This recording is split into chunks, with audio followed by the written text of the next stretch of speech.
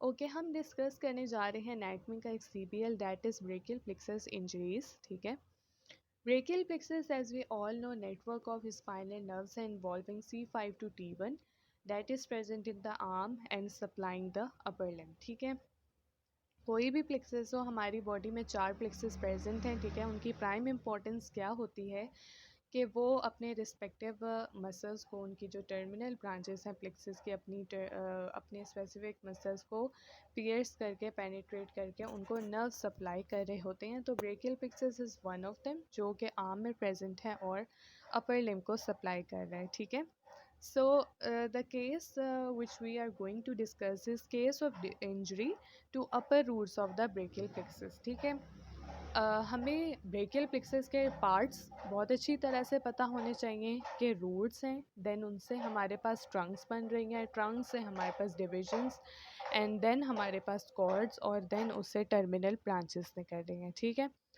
अब दो तरह का इंजरी हो सकती है, अपर ट्रंक की या तो हो सकती है, या फिर लोअर ट्रंक की। ठीक है, अपर ट्रंक में भी और लोअर ट्रंक में भी अगर इंजरी हुई है नर्व्स की, तो अल्टीमेटली जो मसल्स हैं वो तो पैरालाइज होंगे और फंक्शंस जो है वो डिस्टर्ब होगा। ठीक है, ये दोनों में कॉमन है, बस इनकी कंडीशंस और कॉजेज़ डिफरेंट होंगी कि हमारे पास फॉर एग्ज़ाम्पल अपर ट्रंक का अगर मैं एक्सप्लेन करूं, तो जैसे अगर अगर किसी का रोड एक्सीडेंट हुआ है और वो मोटरसाइकिल से गिरा है, या हॉर्स राइडिंग के दौरान वो हॉर्स से गिरा है, तो क्या होगा कि जब वो गिरेगा तो उसके नेक और शोल्डर के दरमियान का जो एंगल है वो वाइडली जो है वो सेपरेट होगा। ठीक है, सेपरेट होने की वजह से, एंगल इंक्रीज़ होने की वजह से क्या होगा कि जो नर्व्स हैं वो स्ट्रेच होंगी, और स्ट्रेच होने की वजह से अल्टीमेटली रप्चर होंगी और उनकी इंजरीज़ होंगी। ठीक है, या फिर कोई न्यू बॉर्न है, ठीक है, अगर फॉर डिफ़िकल्ट प्रेगनेंसी या किसी भी रीज़न की वजह से, तो क्या होगा कि उसे जो है उसकी नेक पे फोर्स देके हमें जो है पुश करवाना पड़ रहा है, सॉरी पुल कर रहे हैं हम न्यू बॉर्न को नेक पे फोर्स देके। तो क्या होगा कि अगेन उसका जो नेक और शोल्डर के दरमियान का जो एंगल है वो इंक्रीज़ होगा, जिसकी वजह से उसका अपर ट्रंक जो है वो डैमेज हो सकता है। ठीक है, और लोअर ट्रंक की अगर हम इंजरी की बात करें, तो अगर हम वैसे भी अपना अपर लिम्ब रेज करके देखें, तो सबसे जो वल्नरेबल स्ट्रक्चर होता है इंजरी या ट्रॉमा के लिए, वो लोअर ट्रंक है। ठीक है, फॉर एग्ज़ाम्पल अगर हम किसी दरख्त से कोई फ्रूट तोड़ना चाह रहे हैं, तो हम इस तरह से तोड़ते हैं कि अपना अपर लिम्ब रेज करते हैं और फोर्सफुली झटके से जो है वो, फॉर एग्ज़ाम्पल फ्रूट ऊंचाई पे है तो झटके से हम वो फ्रूट जो हैं तोड़ते हैं विदाउट जंपिंग। तो क्या होगा कि हमारा जो लोअर ट्रंक है उस पे फोर्स पड़ेगी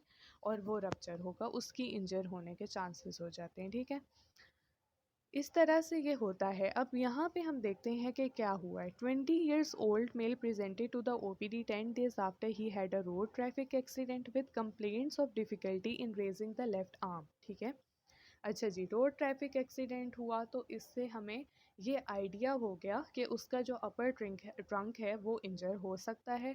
ठीक है, क्योंकि उसके गिरते वक्त क्या होगा कि नेक और शोल्डर के दरमियान जो है वो सेपरेशन हुई होगी। ठीक है, जिसकी वजह से अपर ट्रंक जो है वो स्ट्रेच होके रप्चर हो सकते हैं with complaints of difficulty in raising the left arm. ठीक है, अब ज़ाहिरी बात है कि एट अ टाइम सारी नर्व्स भी डैमेज हो सकती हैं अपर ट्रंक की, या कुछ कुछ भी डैमेज हो सकती हैं। ठीक है, ये हमारे पास एक्सीडेंट पे डिपेंड करता है, अगर स्फेयर होगा तो सारी भी डैमेज हो सकती हैं, जिसकी वजह से जो है अपर लिम्ब पैरालाइज हो जाएगा।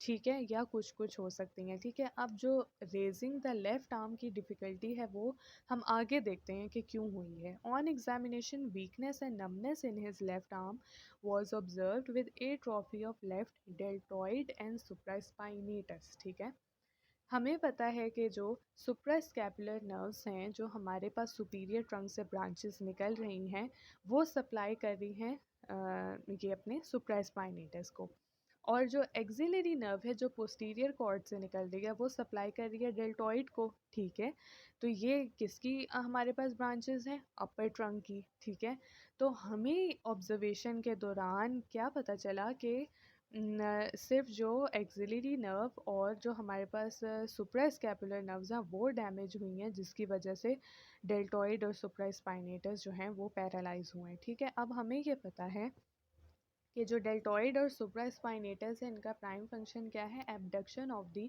शोल्डर जॉइंट या ग्लिनोह्यूमरल जॉइंट। ठीक है, डेल्टॉइड और भी फंक्शंस परफॉर्म कर रहे हैं, बट सुप्रास्पाइनेटस के साथ मिलके ये एबडक्शन करवा रहा होता है। ठीक है, सुप्रास्पाइनेटस फर्स्ट 15 डिग्रीज जो है इनिशिएट करवा रहा है एबडक्शन को, देन ये डेल्टॉइड जो है आगे फर्दर प्रोसीड करवा रहा होता है एबडक्शन। ठीक है, अब इस केस में तो दोनों पैरालाइज ही हो गए हैं, तो क्या होगा कि हमारे पास जो स्कैपुलर रीजन है उसकी एबडक्शन हो ही नहीं पा रही है, शोल्डर जो जॉइंट है वो एबडक्ट ही नहीं हो पा रहा है, जिसकी वजह से वो अपना जो लेफ़्ट आर्म है वो रेज़ नहीं कर पा रहा है। तो इसी वजह से ये डिफ़िकल्टी हुई थी इन रेजिंग द लेफ़्ट आर्म, क्योंकि एबडक्शन की जो पावर है वो टोटली लॉस्ट हो चुकी है।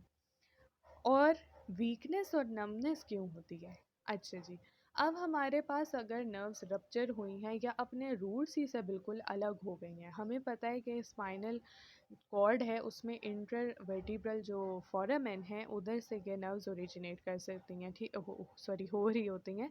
तो क्या होता है कि या तो ये किसी भी पॉइंट में बीच में से भी रप्चर हो सकती हैं या अपने रूट से ही बिल्कुल अलग हो सकती हैं। ठीक है, दोनों केसेस में क्या होगा कि एक तो हमें पता है कि नर्व जो है वो मसल कॉन्ट्रैक्शन तो करवा रही होती हैं, इसके साथ साथ ये सेंसेशन भी प्रोड्यूस करवा रही होती हैं। ठीक है, जो ब्रेकियल प्लेक्सस की नर्व्स हैं वो अपर लिम्ब की सेंसेशंस भी प्रोड्यूस करवा रही हैं।